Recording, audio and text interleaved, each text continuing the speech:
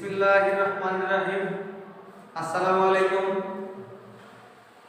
আমি মোহাম্মদ হানিফউদ্দিন, সহকারী শিক্ষক গণিত, বালুরঘাটা এম রশিদ উচ্চ বিদ্যালয়ের পক্ষ থেকে সবাইকে অনলাইন ক্লাসে স্বাগত।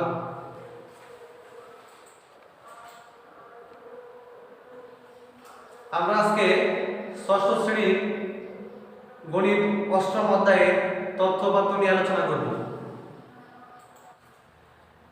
আমরা এখানে বিভিন্ন রঙের স্তম্ভ দেখতে পাচ্ছি, বিভিন্ন রঙের স্তম্ভ তার উচ্চতার ঊর্ধ্বক্রম অনুসারে সাজানো রয়েছে। বাম পাশ থেকে সমান সংখ্যক স্তম্ভ, এই চিহ্নিত স্তম্ভটির পূর্ব পর্যন্ত 9টি স্তম্ভ, ডান পাশ থেকে এই চিহ্নিত স্তম্ভটির পূর্ব পর্যন্ত কয়টি স্তম্ভ? 9টি স্তম্ভ। অর্থাৎ চিহ্নিত স্তম্ভটি হলো কি পদ? মধ্যপদ, যার বাম পাশে সমান সংখ্যক স্তম্ভ, ডান পাশেও সমান সংখ্যক কি রয়েছে? স্তম্ভ রয়েছে, যার জন্য এই লাল চিহ্নিত এই স্তম্ভটিকে বলা হয় মধ্যপদ।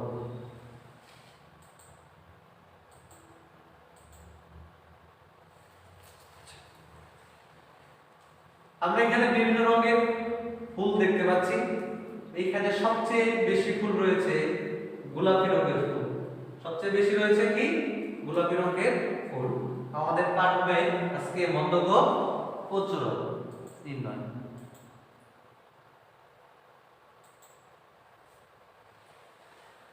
আজকে যে আমরা শিখব, এখান থেকে মধ্যক ও প্রচুরক ব্যাখ্যা করতে পারবো, অবিন্যস্ত পথের মধ্যক নির্ণয় করতে পারবে, অবিন্যস্ত পথের প্রচুরক নির্ণয় করতে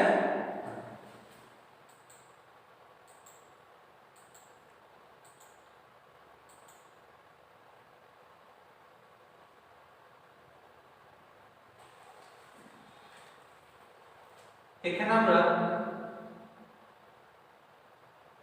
উপাত্ত সমূহকে যে উচ্চতা মানে ক্রমানুসারে সাজালে যে মান উপাত্তগুলোকে সমান দুই ভাগে ভাগ করে তাকে মধ্যক বলে। এখান থেকে বাম পাশ থেকে 1 2 3, ডান পাশ থেকে 6 7 5, অর্থাৎ বাম পাশেও 3টি, ডান পাশে কি রয়েছে? 3টি সমান সংখ্যক কাপ রয়েছে।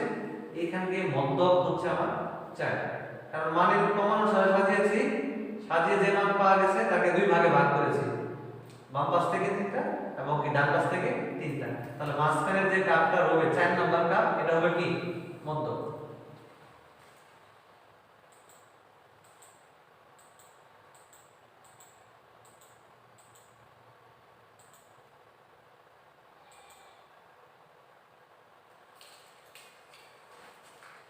এখানে আমরা দেখতে পাচ্ছি কিছু সংখ্যা, এলোমেলো সংখ্যা দেখতে পাচ্ছি। একে বলা হয় অবিন্যস্ত পথ। একে বিন্যস্ত করতে হলে ছোট থেকে বড় সাজিয়ে নিতে হবে। আমরা এই পদ্ধতিগুলোকে যখন মানের ক্রমানুসারে সাজিয়েছি, সর্বনিম্ন পথ হচ্ছে কত? 6, সর্বোচ্চ পথ 15। উপাত্তগুলোকে মানের ক্রমানুসারে সাজিয়ে পাই 6 7 8 9 10 12 13 14 15। একে বলা হয় কি? ঊর্ধ্বক্রমে সাজিয়ে পাই। যদি আমরা এই উপাত্ত, এই অবিন্যস্ত পথটাকে বলি অধক্রমে সাজাও, তাহলে হবে কি? বড় থেকে ছোট। 15 14 13 12 10 9 8 7 6, একে বলা হয় অধক্রম। তো আমরা একে মানের ক্রমানুসারে সাজিয়েছি ঊর্ধ্বক্রমে, ছোট থেকে বড়। এখানে সংখ্যা রয়েছে 9টি সংখ্যা রয়েছে। কয়টি সংখ্যা রয়েছে? 9টি। যখন উপাত্ত সংখ্যা বিজোড় হবে, উপাত্ত সংখ্যা বিজোড় হলে মধ্যকের সূত্র হচ্ছে উপাত্ত সংখ্যা প্লাস 1 ভাগ 2। উপাত্ত সংখ্যাকে n দ্বারা প্রকাশ করা হয়। উপাত্ত সংখ্যা কি দ্বারা প্রকাশ করা হয়? n দ্বারা প্রকাশ করা হয়। তাহলে আমাদের কি হবে? মধ্যক। মধ্যক হবে n প্লাস 1 ভাগ 2। উপাত্ত সংখ্যা n মানে কত? 9 যোগ 1 ভাগ 2, তম পদ। তম পদ 9 এর আগে যোগ করলে হয় 10 ভাগ 2, অর্থাৎ 5তম পদ। কততম পদ? 5তম পদ। এখন আমরা হোয়াইট বোর্ডে মাল্টিমিটারে দেখব 5তম পদ কোন জায়গায় রয়েছে। প্রথম পদ, দ্বিতীয় পদ, তৃতীয় পদ, চতুর্থ পদ, পঞ্চম পদ, অর্থাৎ 5তম পদ হচ্ছে কত 10। তাহলে আমার এই অঙ্কের মধ্যক হবে কত 10, মধ্যক হবে 10। তাহলে বিজোড় সংখ্যা হলে বিজোড় সংখ্যার মধ্যক নির্ণয়ের সূত্র হচ্ছে উপাত্ত সংখ্যা যোগ 1 ভাগ 2। এখান থেকে গুণে 9টি সংখ্যা পাবো, তাহলে 9 যোগ 1 ভাগ 2 সমান 5তম পদ। তাহলে 1 2 3 4 5, 5তম পদ হচ্ছে কত 10। সুতরাং এখানকার মধ্যক হবে কত 10।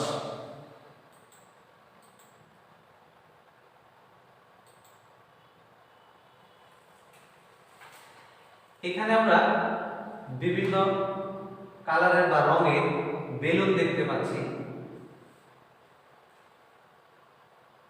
লাল কালার বেলুন অর্থাৎ নাম্বার দেওয়া 1 1 1 2 2 2 2 3 3 3 3।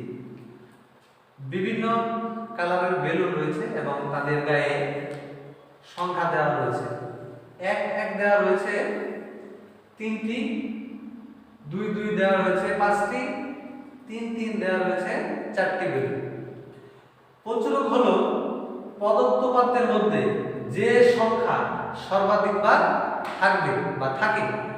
তাহলে আমরা এই বেলুন থেকে বুঝতে পারতেছি সর্বোচ্চ সংখ্যক বেলুন রয়েছে 2 এর ঘরের যে কালার করা রয়েছে 2 2 2 2, অর্থাৎ 5টি 2 রয়েছে। তাহলে সর্বোচ্চ সংখ্যক প্রচুরক হবে সেই বেলুন যার সংখ্যা সর্বাধিকবার রয়েছে।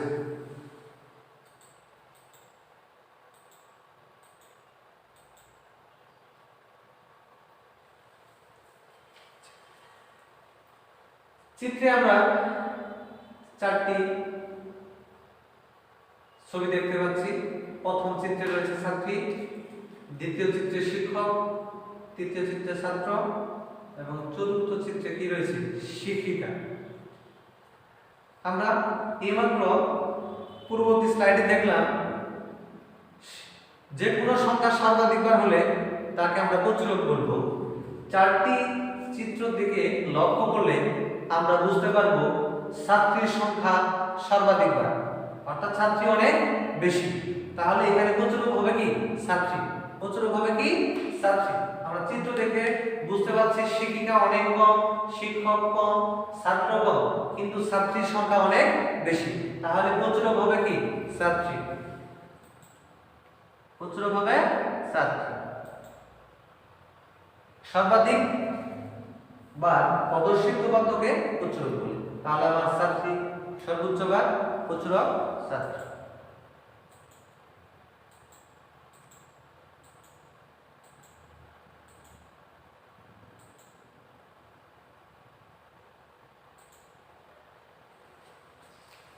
এখানে আমরা সংখ্যা দেখতে পাচ্ছি। এখানে এলোমেলো করা সংখ্যা আছে, এখানে এলোমেলো করা সংখ্যা দেওয়া আছে। আমি বের করে নিব কোন সংখ্যাটা সর্বাধিকবার দেওয়া রয়েছে। 7 সম্পূর্ণ সংখ্যার মধ্যে 7 রয়েছে 2 বার, 7 রয়েছে 2 বার। এই 7 5 1 8 3 9 2 4 5 এটা অবিন্যস্ত পদ। এটা কি পদ? অবিন্যস্ত। একে আমরা বিন্যস্ত করেছি, 1 থেকে শুরু করে 9 পর্যন্ত সাজিয়ে রেখেছি, মানে ঊর্ধ্বক্রম অনুসারে সাজিয়ে রেখেছি। লেখার পরে এখানে দেখতে পাচ্ছি 5 সর্বাধিক 2 বার রয়েছে। তাহলে প্রচুরক কত হবে 5। নিচে আরেকটা সংখ্যা আমরা দেখতে পাচ্ছি 5 7 6 এলোমেলো করে দেওয়া আছে, মানে ঊর্ধ্বক্রমে সাজাইতে হবে ছোট থেকে বড়, ছোট থেকে বড় এটা সাজিয়ে নিয়েছি। এখানে দেখতে পাচ্ছি 2 সর্বাধিক 2 বার রয়েছে, 5 সর্বাধিক 2 বার রয়েছে। তাহলে এখানে প্রচুরক হবে 2টি, 2 অথবা 5, 2 অথবা 5। সর্বাধিক বার রয়েছে তাহলে প্রচুরক সর্বাধিক ভাগ থাকবে যেটা সেই সংখ্যাই হবে প্রচুরক।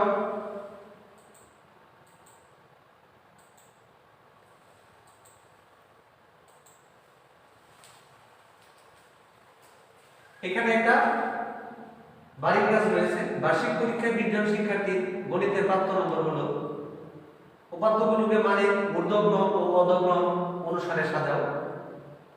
ঊর্ধ্বক্রম হচ্ছে ছোট থেকে বড় আর অধক্রম হচ্ছে কি বড় থেকে ছোট। উপাত্তগুলোর মধ্যক নির্ণয় করো। উপাত্তগুলোর মধ্যক নির্ণয় করব আর উপাত্তগুলোর প্রচুরক নির্ণয় করব। যে সংখ্যা সর্বাধিক বার হয়েছে তার কি নির্ণয় করব? প্রচুরক নির্ণয় করব। তবে জোড় সংখ্যার ক্ষেত্রে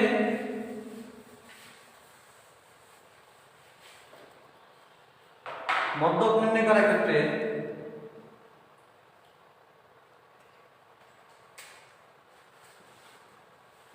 যদি জোড় সংখ্যা হয় সেই ক্ষেত্রে মধ্যক হবে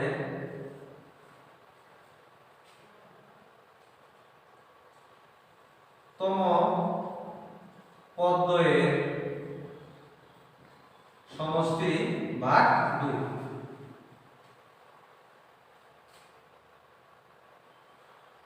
তম পদদ্বয়ের সমষ্টি ভাগ 2। তাহলে এরকম হবে যদি আমার 20 হয় তাহলে এখান থেকে বাম থেকে আমি 8টা বাদ দিব, ডান থেকে আমি কি করব 8টা বাদ দিব। বাদ দেওয়ার পর যে মাঝখানে পদ দুটি থাকবে তাকে যোগ করে কি করতে হবে 2 দ্বারা ভাগ করতে হবে। এইজন্য এটা আমি লিখছি যে মধ্যক সমান তম পদদ্বয়ের সমষ্টি ভাগ 2। ওই দুইটি পদের সমষ্টিকে 2 দ্বারা ভাগ করলে জোড় সংখ্যা কি বের হবে?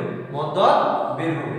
আর বিজোড়ের জন্য সূত্র সেটা তো দিয়েই দিয়েছি, কিন্তু জোড়ের ক্ষেত্রে বাম থেকে 8টি ডান থেকে 8টি 16টি মাঝখানে যে থাকবে সরি বাম থেকে 9টি ডান থেকে কয়টি 9টি মাঝখানে থাকবে যে দুটি সংখ্যা ওই তম পদদ্বয়ের যোগফলকে 2 দ্বারা ভাগ করলে জোড় সংখ্যার মধ্যক বের হয়ে আসবে। বাম থেকে 9টি ডান থেকে 9টি মাঝখানে যে পদ দুটি থাকবে তার যোগফলকে 2 দ্বারা ভাগ করলে জোড় সংখ্যার মধ্যক বের হবে।